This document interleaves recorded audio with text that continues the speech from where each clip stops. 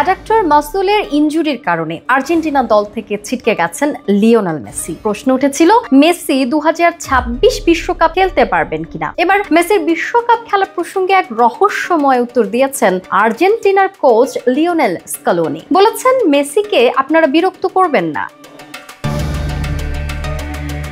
2022 সালের বিশ্বকাপের পর থেকেই ফুটবল দুনিয়া প্রশ্ন তুলছে মেসি 2026 বিশ্বকাপে অংশ নেবেন কিনা। মেসির ভবিষ্যৎ নিয়ে নানা ধারণা উঠে আসলেও তার বিষয়ে কোনো নিশ্চয়তা দিতে চান না আর্জেন্টিনা কোচ লিওনেল স্কালোনি।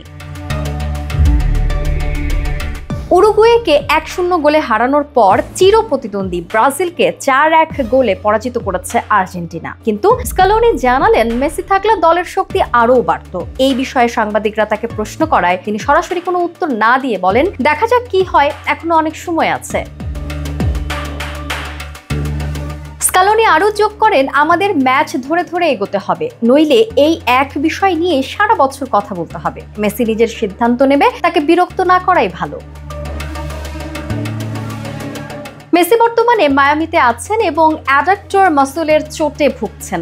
যদিও এই মৌসুমে কিছু সময় চোটের কারণে তাকে সাইডলাইনে বসতে হয়েছে। তার ভবিষ্যৎ কেমন হবে তা সময়ই বলে দেবে।